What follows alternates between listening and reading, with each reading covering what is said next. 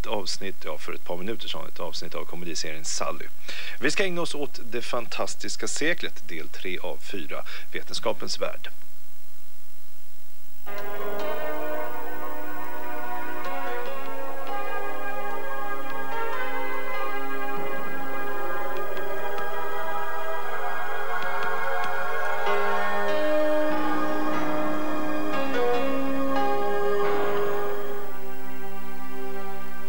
För 100 år sedan så trodde man att material från solen hade skapat vår planet. Men jorden byggdes av klumpar och partiklar som kom farande från andra delar av rymden.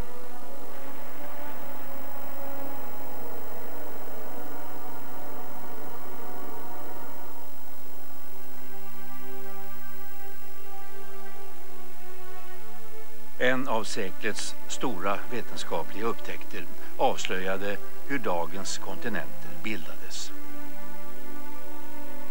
Kontinentaldriften pågår än idag och orsakar vulkanisk aktivitet på havets botten och uppe på land. Slog forskarna fast under 1900-talet.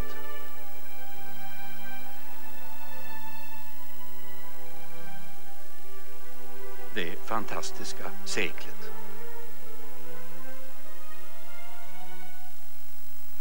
Ja, 1900-talets forskare har alltså ändrat vår syn på det mesta som rör jorden och dess invånare. För mycket länge sedan så räknade en berömd ärkebiskop ut att jorden skapades den 23 oktober 4004 f.Kr. Alltså för cirka 6000 år sedan. Idag är samma jord 4,6 miljarder år gammal. Och under den här ofattbart långa tiden så har alltså kontinenterna valsat runt ordentligt. Det avslöjade den snillrike Alfred Wegener på 1910-talet.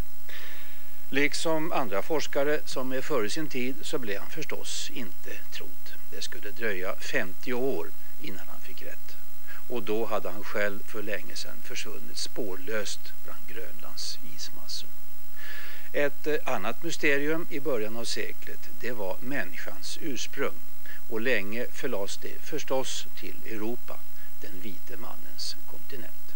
Ett av bevisen var den så kallade Piltdown-människan, som länge var den felande länken mellan apa och människa. Men fyndet, det var ett jättelikt bedrägeri som lurade forskarna i 40 år. Om allt detta ska vi berätta i det här 3:e avsnittet av vår serie, det fantastiska seklet.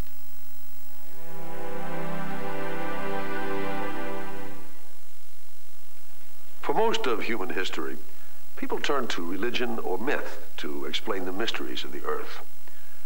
In Mali, they believed the world was molded out of clay by the one God. This mask represents earth and sky connected by water. In Iceland, earthquakes were said to be caused by warring gods, until that is, Christianity arrived in the Middle Ages, and earthquakes and volcanoes became the work of the devil, originating in hell. Beliefs also differed widely about the Earth's age.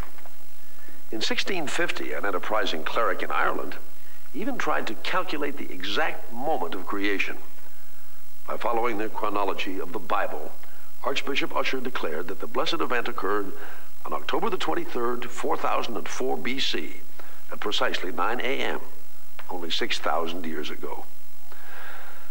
But increasingly, science has its own say. How could just 6,000 years possibly account for the Earth's natural features, or its proliferation of life? As for the origins of earthquakes and volcanoes, they might well lie beneath our feet. But hell seems an unlikely place. And so as the 20th century dawns, scientists have a good idea of what isn't true, but few hard facts about what is.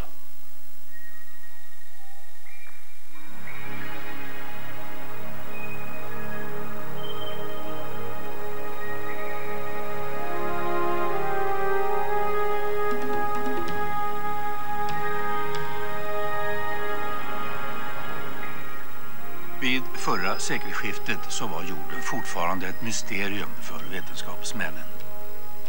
Jordens ålder och ursprung var föremål för en häftig dispyt.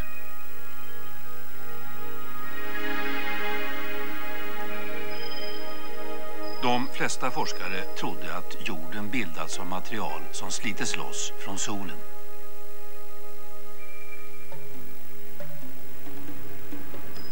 Och vid avkylningen så drog sedan jordskorpan ihop sig, menade man. Därmed bildades upphöjningar, sprickor och fördjupningar. Man trodde att upphöjningarna har blivit kontinenterna.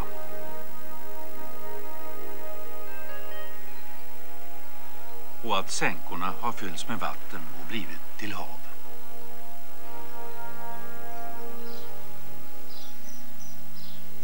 Den engelske fysikern Lord Kelvin försökte lösa gåtan om jordens ålder en gång för alla.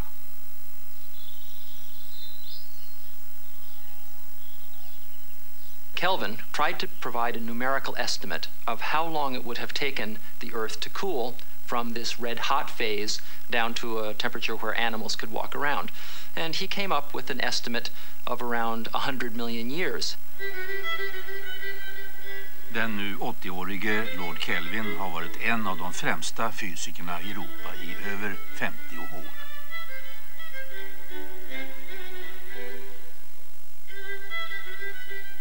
Vid 23 års ålder så blev han den yngste professor som någonsin utnämnts vid universitetet i Glasgow.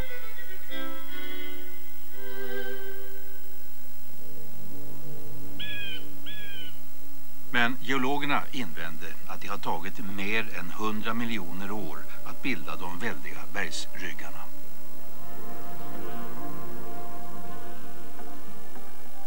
T.C. Chamberlain avvisar Lord Kelvins antagande, alltså att jorden var het när den bildades. And he developed what he called the planetesimal hypothesis, which is that the Earth had accreted from small bits of dust, rock, and small planets in the solar system, in the early history of the solar system, that had come together, collapsed under gravitational attraction to form a solid, cold Earth.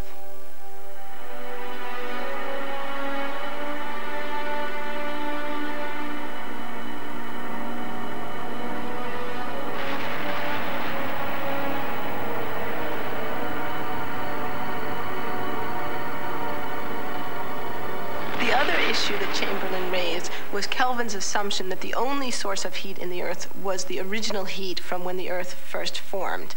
And Chamberlain said, well, maybe, but maybe not. If there were other sources of heat within the Earth besides simply that original heat, then all of Lord Kelvin's calculations would be questionable. They'd be incomplete. He wouldn't be looking at all of the variables.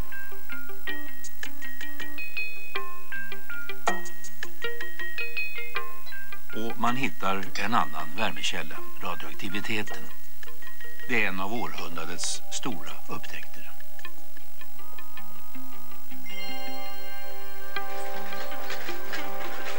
–1904 hävdar en engelsk fysiker att det finns radioaktiva mineraler överallt i jordskorpan. Ernest Rutherford anser att värmen från radioaktiviteten kullkastar alla Lord Kelvins beräkningar.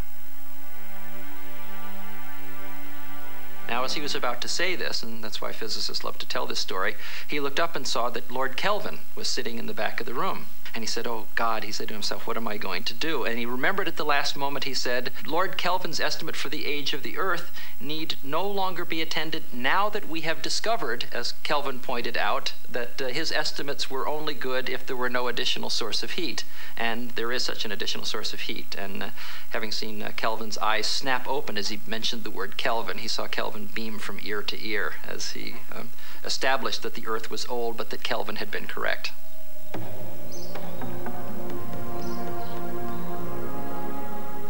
Frågan om jordens ålder kan besvaras via den nya metoden, så kallad radiometrisk datering.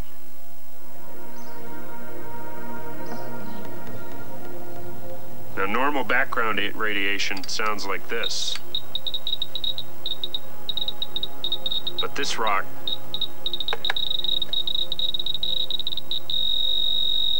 is a little more interesting. it's this rock which turned out to be the clock, which allowed us to date the Earth. Stenen innehåller uran som förändras med tiden. Uranet förvandlas till andra ämnen och processen kallas radioaktivt sönderfall.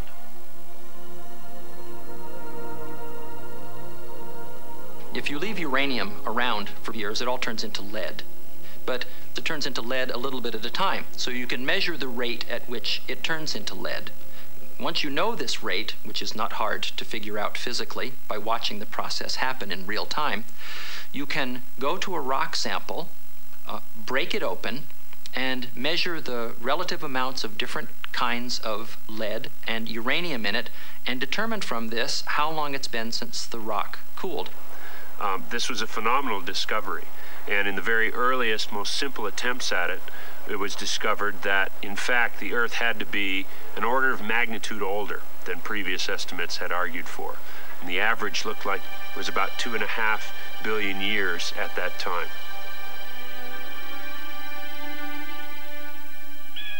Till sist hittar man bergarter som är 4,5 miljarder år gamla. Det är 45 gånger äldre än Lord Kelvins jord och 750 000 gånger äldre än jorden enligt ärkebiskop Uschers beräkningar med hjälp av Bibeln.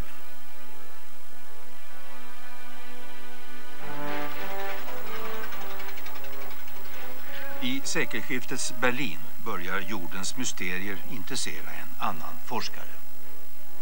Alfred Wegener var son till en protestantisk präst och överger familjetraditionen och blir professor i meteorologi.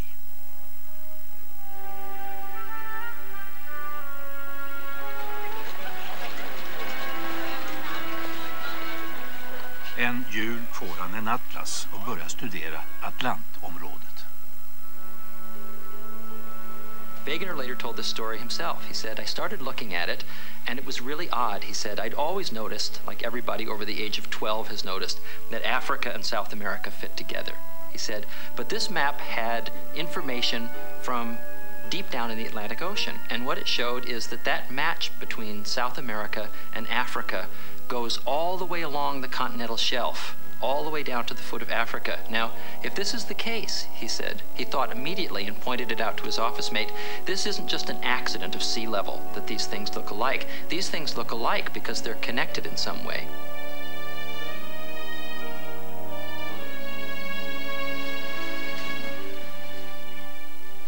Nästan som hobby utvecklar Wegener en teori om att kontinenterna en gång har suttit ihop och sen långsamt skiljs från varandra. Men han är alltså meteorolog och de följande åren ägnar han åt att samla in väderdata på Grönland.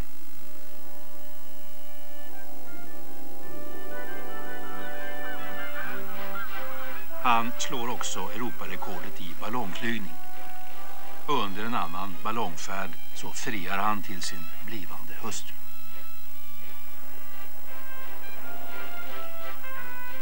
Teorin om kontinentaldriften fortsätter att uppta hans tankar. Wegener's original idea about continental drift was a momentary intuition. For it to get to be science, you have to make the idea real. There were particular kinds of fossils found only in certain parts of the world, which Wegener found very puzzling to explain how they got where they were. This one comes from Brazil. See, it's got a long fish-eating skull, a very long swimming body, and legs that look quite like paddles. But the only other place in the world where these animals have been found was in South Africa. And here is a specimen belonging to the very same species that was found in western South Africa. See here, it's got the same long, thin skull, paddle-like limbs and big, thick ribs. How could this be? These two areas are nowadays 5,000 miles apart with the Atlantic Ocean between them. So what could be the explanation as to how they came to be in those two places? Och så får Wegener veta att vissa geologiska formationer förekommer på mycket osannolika platser. Uppe på Svalbard finns det stora kolavlagringar, trots att forskarna anser att kol bildas i tropiska klimat.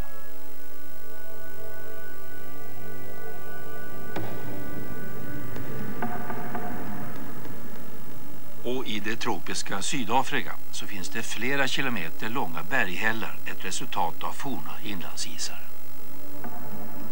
You can have glaciers in tropical areas if you've got very high alpine type mountains, but not great extensive ice sheets, and that's what the evidence seemed to show. And so Wegener argued that those continents couldn't have been there when those glaciations occurred and had to have been either further north or further south. Wegener anser att kontinenterna en gång hängt ihop i en enda superkontinent som han kallar Pangea.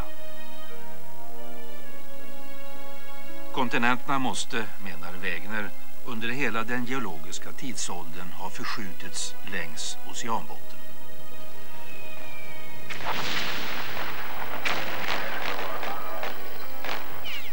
Innan han hinner lägga fram sin teori bryter första världskriget ut. Som reservofficer i tyska armén inkallas han till tjänstgöring på västfronten.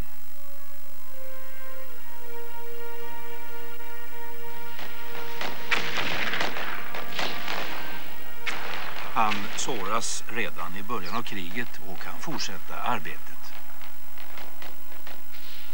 Resultatet blir skriften Kontinenternas och oceanernas uppkomst. Men geologerna är inte imponerade. Many of them said disparagingly this was a theory of the Earth proposed by a weatherman, who moved continents around the way clouds move, but the Earth is this big solid thing. Continents don't just get up and skate around like pats of hot butter on a skillet. They were able to show that when there was a major earthquake, the Earth just rang like a bell. It pulsated, and long waves traveled around the surface of the Earth for hours and hours after a major earthquake. Now, existing physical theory said that anything that was strong enough or rigid enough to behave that way when there was an earthquake had to be far too strong to allow continents to move round at the surface. The soft underbelly of Wegener's 1915 theory was the fact that he did not have a force by which to split Pangea and then propel its pieces across the face of the globe to take up their positions as the modern continents. Wegener didn't know what made the continents move, and frankly, I don't think he thought that was his problem. He felt that that was something that other people would have to work on.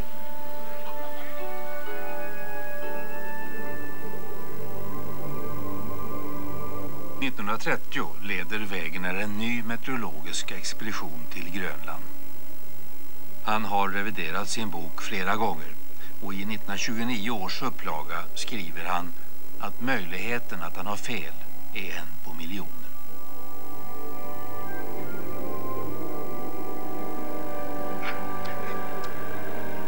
Den nya expeditionen är otursdrabbad redan från början och det dåliga vädret har försenat den över en månad.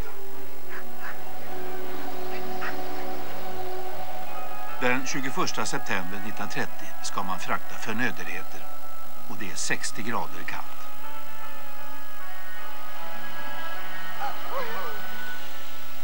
Färden skulle vara avklarad på 20 dagar, men den tar dubbelt så lång tid. Och det mesta av förnödenheterna förloras i snöstormar.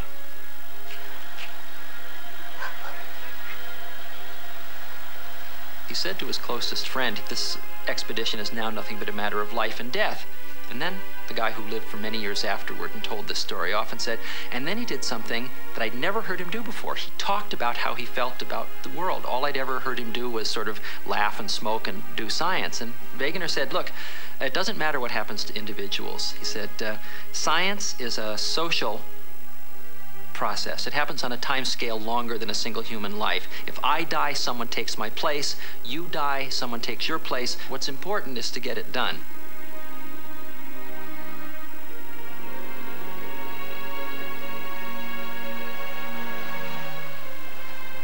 Wegener och hans vägvisare som är Eskimo försöker ta sig tillbaka till basen. De båda männen försvinner spårlöst ute på isvidderna.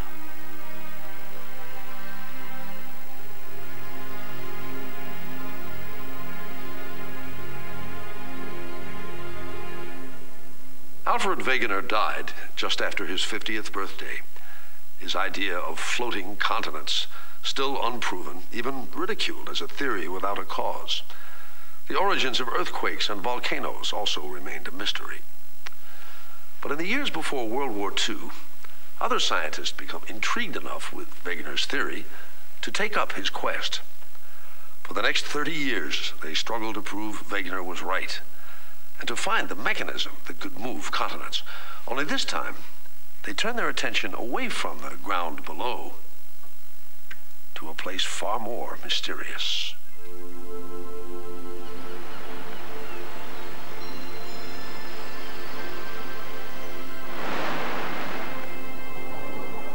Det är här som vetenskapen söker den slutgiltiga lösningen.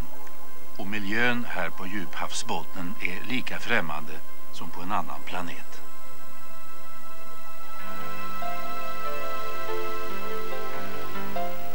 På 30-talet använder geologerna ubåtar från första världskriget för att bedriva sin forskning.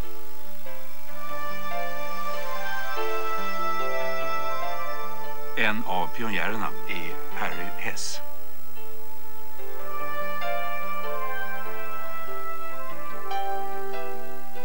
Hess hade blivit underkänd i sin första mineralogikurs och ansågs inte ha någon framtid inom geologi. Men han blir forskare vid Princeton. Harry was a totally remarkable character. Very quiet, little toothbrush moustache, great sense of humor. If you went into his office, you'd see his desk literally piled that high with papers, letters, minutes of this, minutes of that. I was with him one occasion and he was looking for something of this and he came across an unopened letter. He said, "Oh, I sent that letter. I should have sent that letter." And he opened it and it was a letter to another graduate student 3 years earlier offering him a place. He said, "Oh, I wondered why we never heard from him." This was Harry.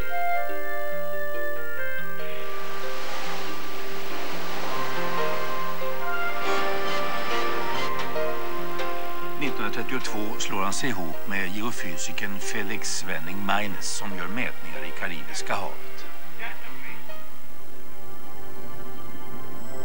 Resultaten blir en överraskning. Längs kontinenternas ytterkanter har havsbotten en mycket lägre täthet än väntat. It was as if pieces of the ocean floor were missing. As if the rocks just weren't even there. And this meant that there were forces actively disturbing the crust. And if that were the case, maybe those forces were also moving the crust. När anfallet mot Pearl Harbor kommer 1941 så beger sig Hess till New York och anmäler sig till tjänstgöring i flottan.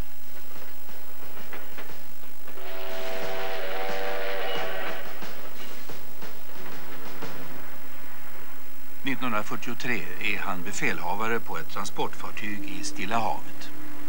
Fartyget har lodningsutrustning och Hess passar på att mäta djupet till havsbotten.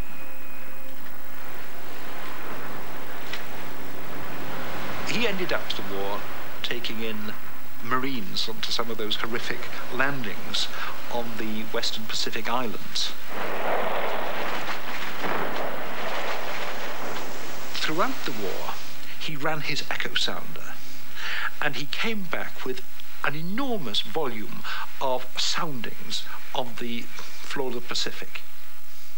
It showed for the first time, very clearly delineated, the deep ocean trenches around the western margin of the Pacific. Very curious features. I början av 60-talet så tar man borrprover från botten mitt ute på Atlanten. Analyserna avslöjar att jordskorpan blir allt äldre med ökat avstånd från den så kallade mittatlantiska ryggen.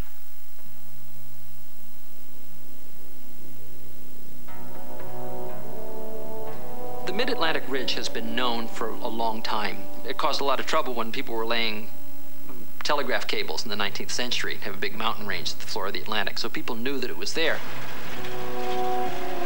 Man inser att den mittatlantiska ryggen inte bara är yngre än den omgivande havsbotten utan också består av vulkaniskt material.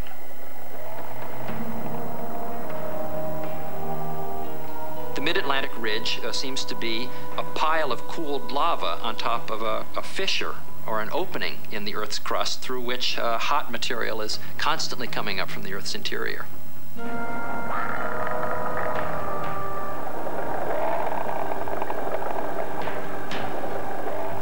Hess suggests that the mid-ocean ridge is the site at which the continents are breaking apart. The mid-ocean ridge is formed when molten rock rises from inside the Earth and then pushes the crust apart.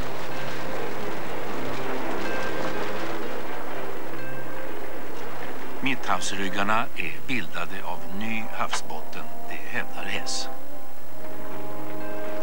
And so Hess argued that in fact not only was new crust in the oceans formed at the surface, but it traveled along horizontally and then dipped down back into the interior of the Earth again. A process called subduction. And this was the true significance of the ocean trenches, which he'd spent so much of his earlier years working on. Hess writes this idea up in an article. He calls this paper an essay in geopoetry, because of course he knows that Wegener was severely criticized 30 years before for an idea that was not that different. So by calling it geopoetry, he's taking a kind of moderate stance. Don't get too upset, don't take this too seriously, but I think it's clear that he believes the theory is true. Enligt Hess så rör sig havsbottnen på grund av strömmar djupt inne i jorden. Materien innanför skorpan hålls varm av den kontinuerliga nedbrytningen av radioaktiva ämnen och det skapar strömmar som flyttar havsbottnen. Hess hävdar alltså att ny havsbotten bildas på mitthavsryggarna och kollapsar i djuphavsgravarna, ett evigt löpande band.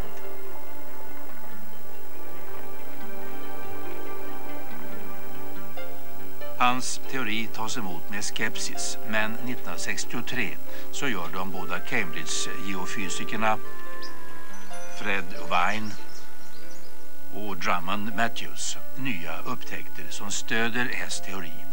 Upptäckter som har med geomagnetismen att göra.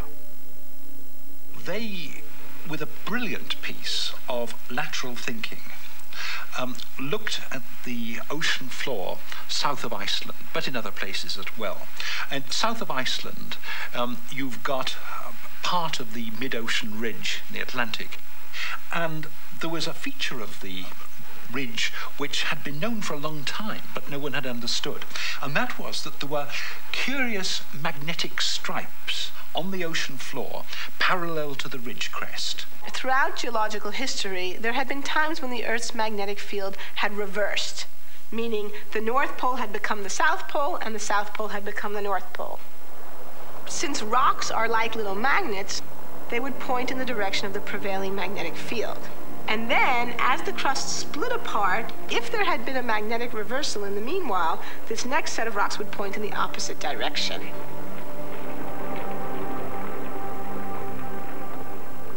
And they were able to show that the width of these magnetic stripes was proportional to the known durations of these normal and reversed epochs in geological history. Furthermore, the stripes were generally symmetrical on either side of the ocean ridge, as Harry Hess's seafloor spreading idea would have suggested. Plattorna rör sig några få centimeter per år, men det räcker för att omforma jorden, bygga berg, utlösa jordbävningar och skapa vulkaner. Det blir vulkanutbrott där en platta delas eller glider ner under en annan så att magma tvingas upp.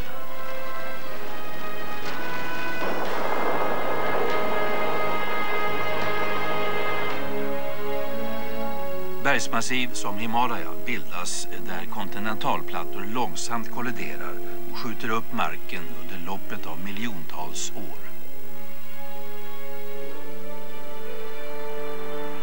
Och på gränsen mellan olika plattor så blir det jordbävningar som till exempel längs Sankt Andreas-förkastningen. 1906 så brast jordskorpan och frigjorde det tryck som hade byggts upp under lång tid av de tektoniska plattornas rörelse.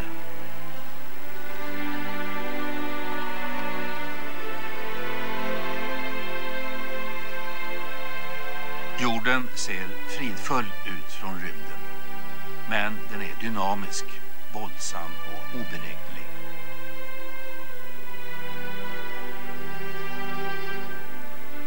Den ombildas hela tiden, ungefär på samma sätt som Alfred Wegener antog redan 1912.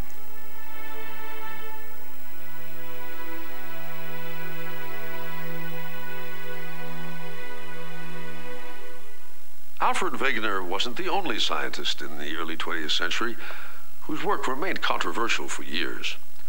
Charles Darwin's theory of evolution was still being fiercely debated decades after his death in 1882.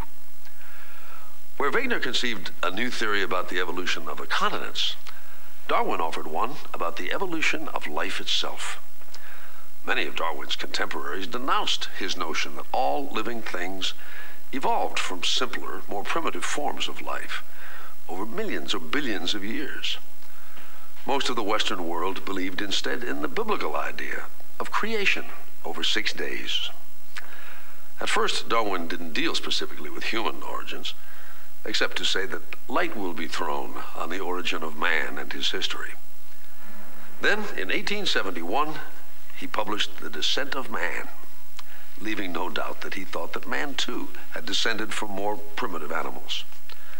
Darwin expected the book to be denounced, but even he would have been surprised by the depth of prejudice among scientists long after his death, a prejudice that would shape the study of human origins through much of the 20th century.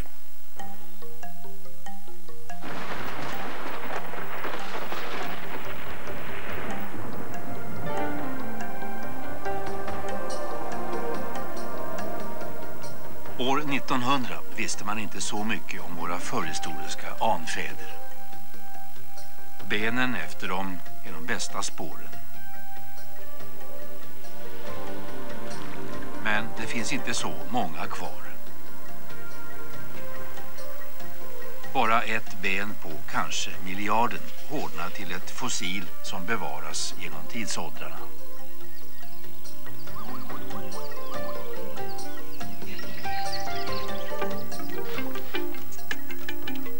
De fossil som sekelskiftets forskare har att arbeta med har alla hittats i Europa eller Asien. I Neandertal utanför Nürnberg hittades människoben 1856.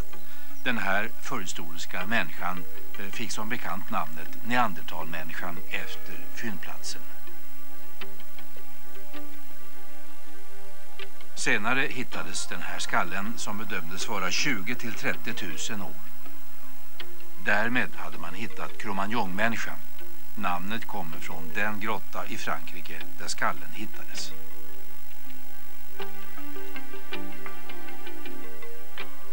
År 1891 så fann man den så kallade Java-människan i Indonesien som sades vara 500 000 år eller äldre. Men hade någon av de här varelserna utvecklats från aporna på vägen mot den moderna människan? 1909 så tror några amatörforskare att de har hittat svaret. I en grusgrop utanför Piltdown i England gräver en arbetare upp något som liknar skalet av en kokosnöt.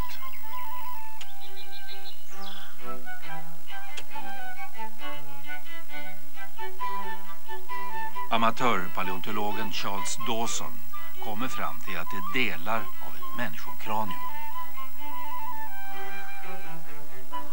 Sommaren 1912 ägnar Dawson och några likasinnade åt att gräva efter fler fossil.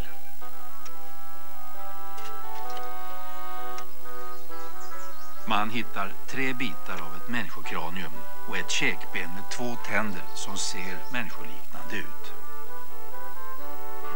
De visar fyndet för Arthur Keith, en anatom som är fast besluten att upptäcka britternas ursprung. Dawson tror att skallen är det äldsta mänskliga fossil som någonsin påträffats.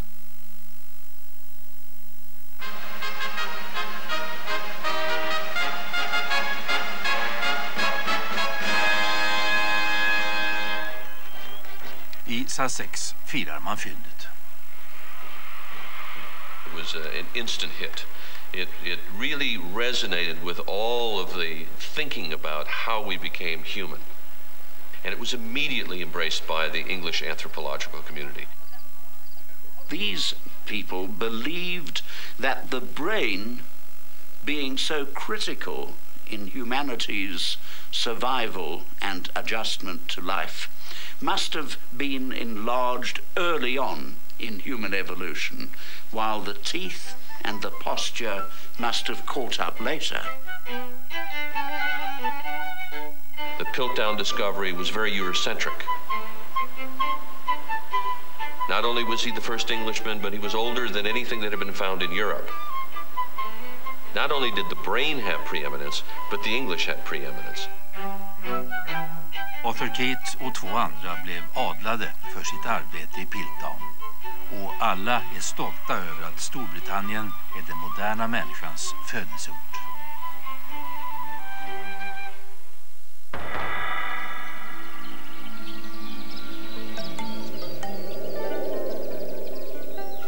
Men 1924 hotas britternas stolthet av en överraskande nyhet från Afrika.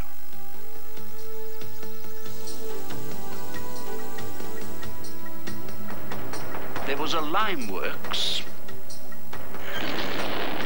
called the Buxton Lime Works, about 130 kilometers north of Kimberley, where the diamonds came from.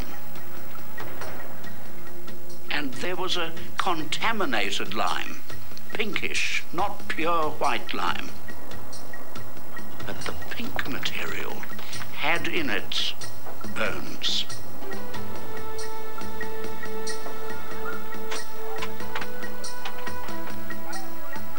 En dag hittar man ett konstigt kranium som skickas till anatomen vid den medicinska högskolan i Johannesburg. Professor Raymond Dart.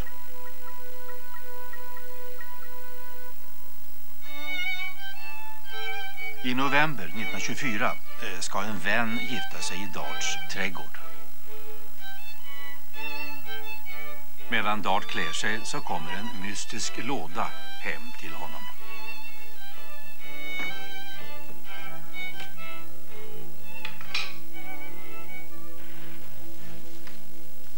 Där finns bitar av kalksten och en fossiliserad hjärna.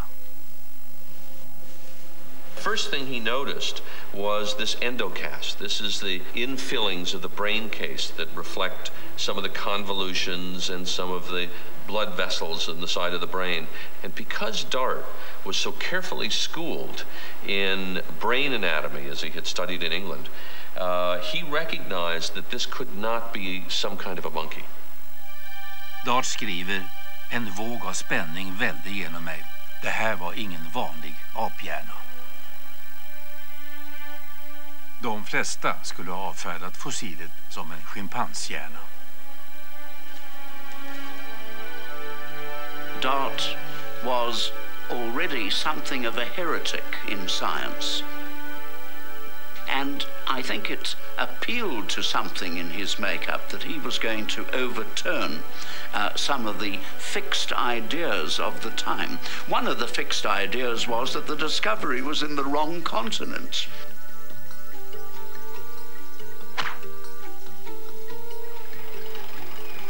There was this view that everything important that happened in human history had to have happened in Europe. white European males thought that we must have evolved in Europe. How could we have come out of Africa? Look at how primitive Africa is. And it was considered to be the most unlikely scenario for human origins to look at this great so-called dark continent of Africa.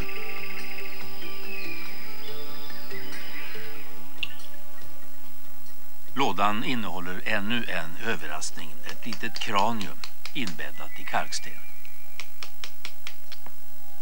Ingen diamantslipare har någonsin ägnat större omsorg åt en ovärderlig ädelsten, skriver Dart.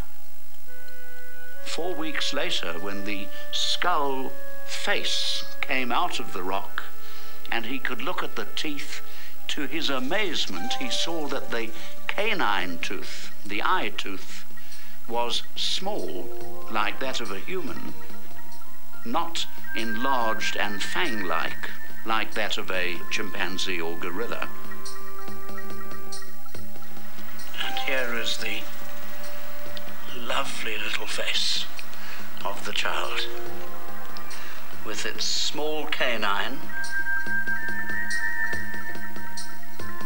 We have a full house of deciduous teeth, baby teeth, still busy erupting.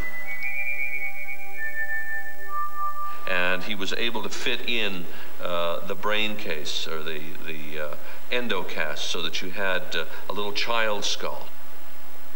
It was a remarkable moment of revelation for him. Dart berättar, jag visste ögonblickligen att den förstenade hjärnan i mina händer var 3 gånger så stor som en babianhjärna. Men så upptäcker han något oväntat. The base of the skull pointed to the head being poised on an upright spine, not hanging forward on an oblique spine, as one finds in creatures that go on all fours instead of on 2 legs. It possessed that single important hallmark that it was walking upright. Dart was suggesting, in a word, that this creature was knocking on the door of humanity but hadn't quite crossed the threshold yet. A staggering thing. It was the very personification of a missing link. A link between animals, non-human animals, and humans.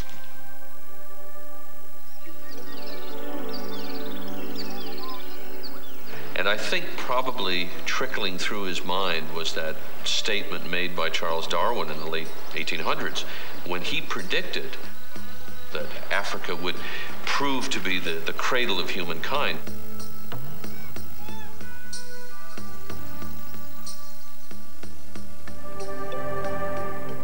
Dart ger fossilet namnet taunkraniet efter det distrikt där det hittades. Han skickar en redogörelse till den ansedda tidskriften Nature. Men där är man skeptisk.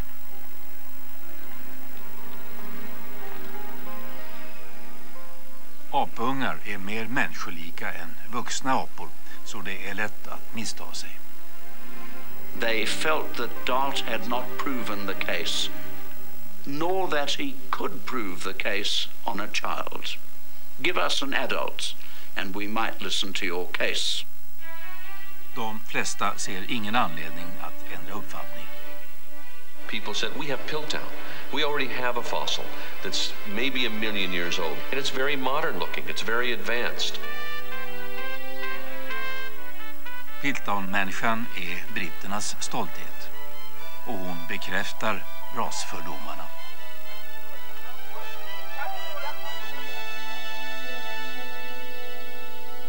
I Storbritannien hävdar man bestämt att det är Piltdown-människan som är den felande länken.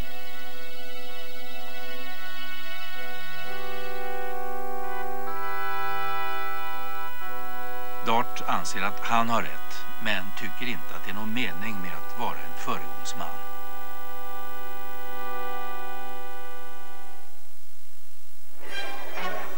Medan forskarna grälar om människans förfäder fanns i Europa eller Afrika så inträffar något häpnadsväckande i USA. Dateline, Dayton, Tennessee, July 11th, 1925. Charles Darwin's theory that all mankind had descended from a common ancestor had set off the fireworks. John T. Scopes, a Dayton biology teacher, had decided to test a new Tennessee law that forbade the teaching of any theory that denied the divine creation of man. He was arrested and indicted. A full house of avid spectators from all over the nation filed in to hear the debate. The issue was no longer the innocence or guilt of Scopes, but rather the death struggle between two basic human philosophies, fundamentalism versus modernism. The upcoming battle... Scopes fälls och blir avskedad, men den offentliga debatten fortsätter. Och den vetenskapliga debatten handlar inte om människan har utvecklats från aporna, utan hur, var och när det hände.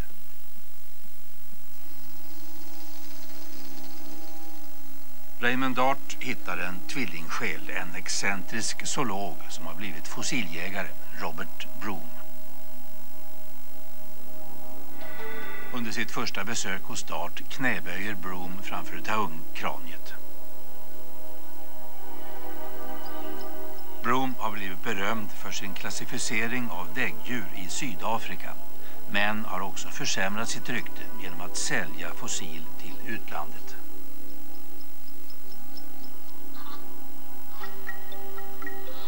Han vill bekräfta Darts upptäckt och letar efter ett vuxet fossil med samma egenskaper som barnet från Taung.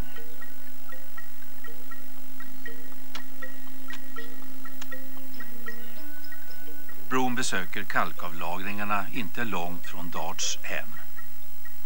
Han hittar fossilfragment som han visar upp under en föreläsning.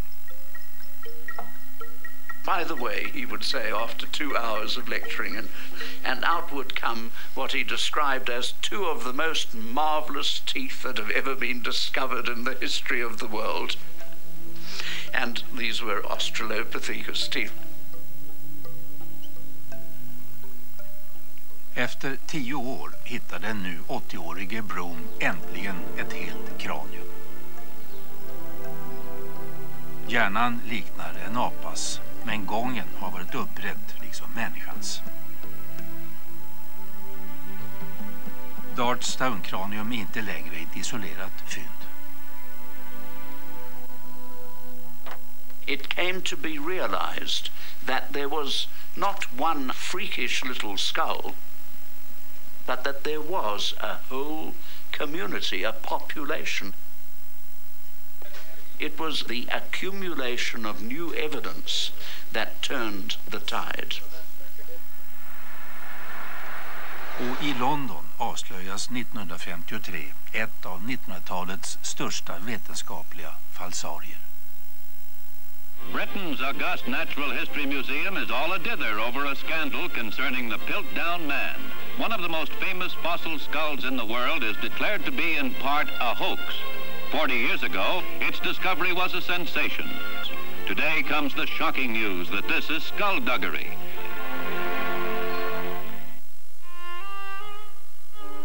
Piltdown was guarded, I think, even more closely than the crown jewels. There wasn't an opportunity to really study the specimen in depth until the early 1950s, when the Piltdown was on display. A fellow by the name of Viner had an opportunity to see it. And he thought that there was something wrong here, that this specimen didn't really fit together.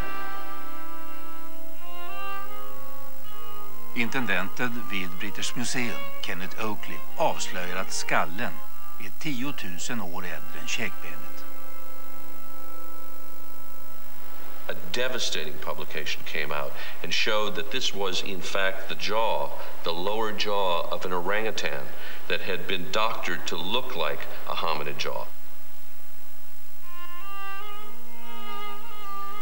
We don't know who actually perpetrated this or for what reason. Some people think it was to embarrass other English scientists into believing that this really was a bona fide human ancestor.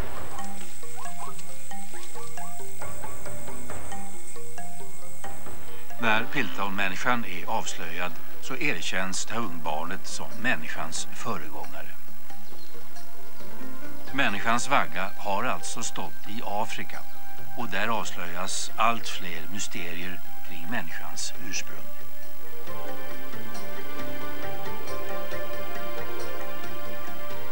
It's because of the geology that we have such good fossil remains in places like eastern and southern Africa.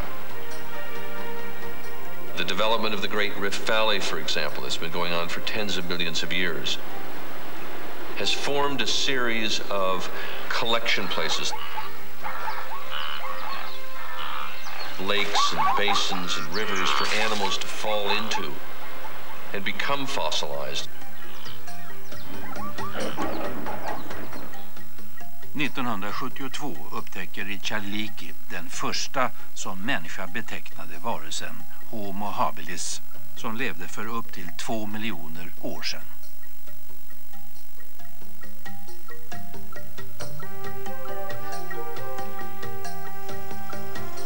År 1974 beger sig Don Johansens forskarlag till Östafrika.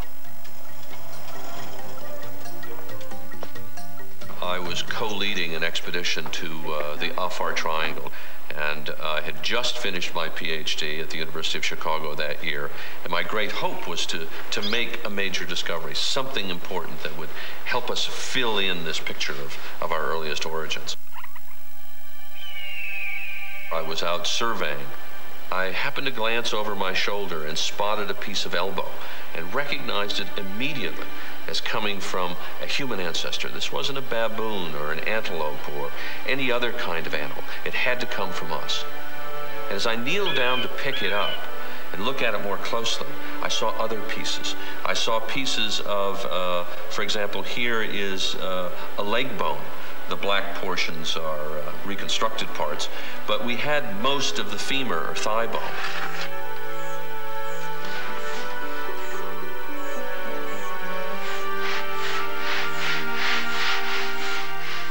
And as we continued to collect fragments from this hillside and piece them together, we came to realize that we had most of a single skeleton.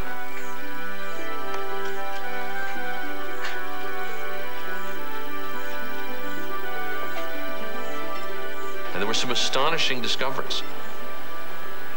The length of her legs, for example, suggested that she was only about 3.5 feet tall, much shorter than we are today. The immediate question was, are we dealing with a child, like Dart was with the Tong baby?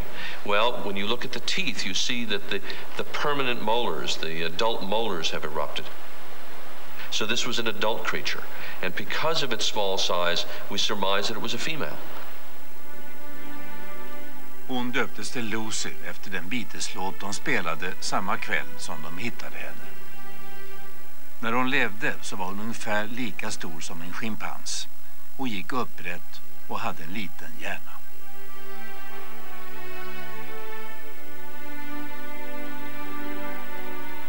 We think Lucy's skull might have looked something like this, with a receding forehead and a prominent face. And with a brain case no larger than a chimp's, this was no smart ape. 1974 är Lucy det mest fullständiga fossil av en människoliknande art som man hittills har hittat. Hon levde för cirka 3 miljoner år sedan.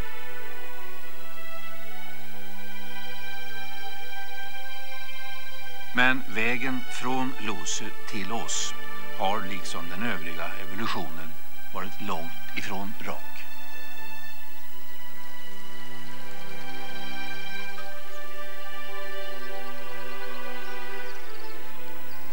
Och detta var alltså det 3:e programmet i vår serie om det fantastiska seklet. Det 4:e och sista avsnittet sänder vi om 2 veckor. Och då ska vi berätta om universum och hur forskarna idag ser på dess utveckling.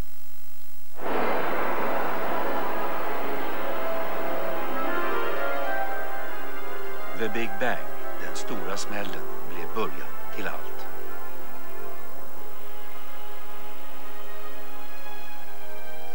Så lyder vårt sekels vetenskapliga teori om hur universum bildades. Efter miljarder år uppstod otaliga och jättelika galaxer. Och så småningom föddes planeterna, och på jorden, liksom på en mängd andra planeter, uppstod livet.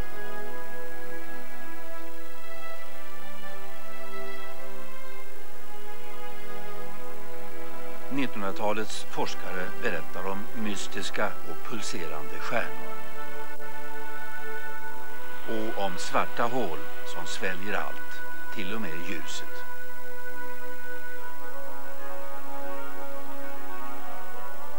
Vårt universum är visserligen lika ofattbart och vackert som tidigare, men vår syn på det har för alltid förändrats. Och det skedde under 1900-talet. Det fantastiska seklet.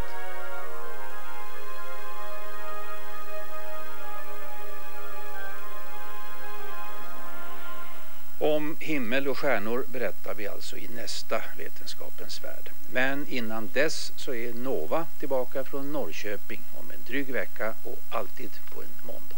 Vi säger tack för oss och önskar en god afton.